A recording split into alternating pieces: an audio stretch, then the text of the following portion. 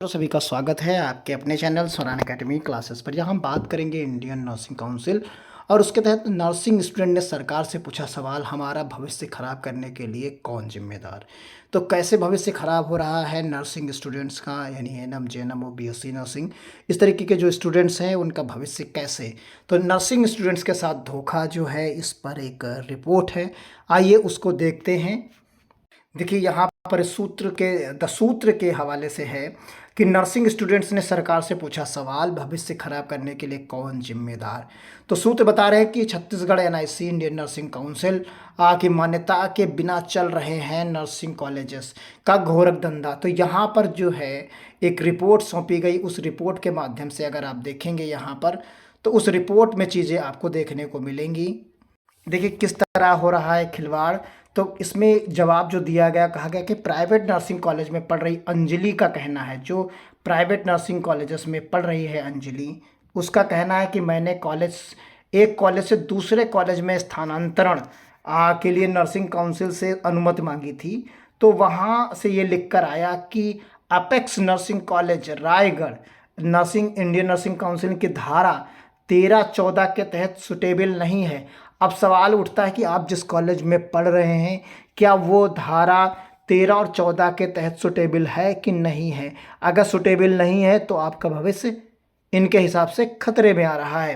तो यहाँ पर इसलिए मुझे संस्था परिवर्तन करने के लिए अनुमति नहीं दी गई।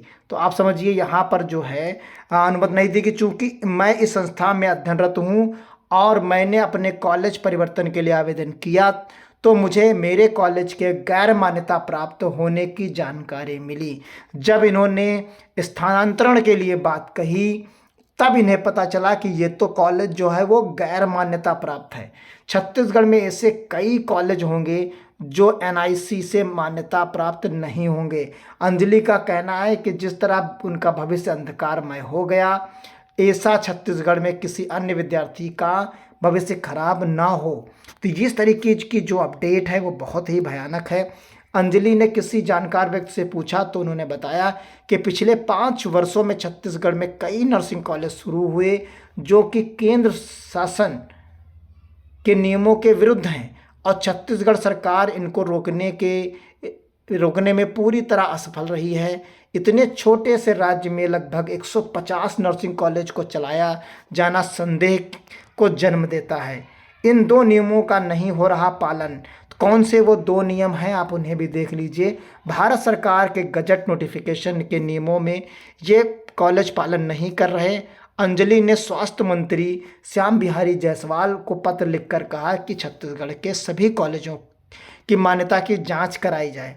छात्र सरकार को शिकायत कर रहे हैं लेकिन अपनी पहचान उजागर नहीं करना चाहते। सरकार को एक और पत्र भेजा गया जिसमें कहा गया कि आपको सूचित किया जाता है कि भारत सरकार द्वारा जारी राजपत्र 5 जुलाई जो है 2021 के प्रावधानों का छत्तीसगढ़ में जो है पालन नहीं किया जा रहा है। तो इस तरीके के और राज्यों में हो सकते हैं। पहली बात, इसकी वजह से रोजाना नर्सिंग कॉलेज खुलते जा रहे हैं और भाग 3 खंड 4 पृष्ठ क्रमांक 7 में स्पष्ट निर्देश है कि नए नर्सिंग कॉलेज खोलने के लिए 2 नर्सिंग कॉलेज के बीच की दूरी 10 किलोमीटर से अधिक होनी चाहिए। साथ ही नर्सिंग संस्थान केवल संस्थागत क्षेत्र में होने चाहिए, ना कि आवासीय क्षेत्र में। तो यहाँ पर बहुत ही चीज़ें डिफरेंट हैं। इन दोनों नियमों का छत्तीसगढ़ में लगातार उल्लंघन किया जा रहा है। नवीन कॉलेजों को मान्यता देते समय ये देखा नहीं जाता कि उस जगह पर टाउन एंड कंट्री प्लानिंग में लैंड यूज़ क्या है, 2 कॉलेजों के बीच की दूरी कितनी है। तो इस तरीके से यहाँ पर सीएम के गृह जिले में भी यहाँ पर लिखा हुआ है इस लेख में, Holy Cross College nursing Jaspur 90 seat, लॉकुस इंस्टीट्यूट चंपा देवी चौहान और जेएनएम प्रशिक्षण केंद्र Jaspur 40 seats, Gurukul nursing college Jaspur. तो इस तरीके से स्वास्थ्य मंत्री के गृह जिले में भी एक institute of nursing KV Patel, new life institute Raj. तो ये सीएम के और स्वास्थ्य मंत्री के गृह जिले में संचालित कॉलेज हैं जिनको एनआईसी की मान्यता नहीं है। अगली खबर में ये हम आपको पूरे प्रदेश में चल रहे ऐसे कॉलेजों की पूरी लिस्ट भी बताएंगे। तो इस तरीके से आप सब्सक्राइब करिए चैनल को, शेयर करिए, ज़्यादा से ज़्यादा स्टूडेंट्स को अवेयर करिए, जिससे पता चल सके कि आप कहीं गलत जगह तो एडमिशन नहीं ले लिए, जो आप कोर्स भी पूरा कर लें और उसको आपको बेनिफिट भी ना मिले। तो इस तरीके के बहुत ही खतरनाक सिचुएशन में आप फंस जाएंगे। तो मिलते हैं अगली अपडेट के साथ। जैसे अगला लेख आएगा तो हम आपको जानकारी देंगे कि एनआईसी से मान्यता प्राप्त छत्तीसगढ़ में और एफिलेटेड कितने हैं, पूरे प्रदेश में कौन से गैर मान्यता हैं। अगर उनकी इस तरीके का लेख मिलता है तो हम आपको अपडेट करेंगे। तब तक के लिए धन्यवाद। जय हिंद, जय भारत।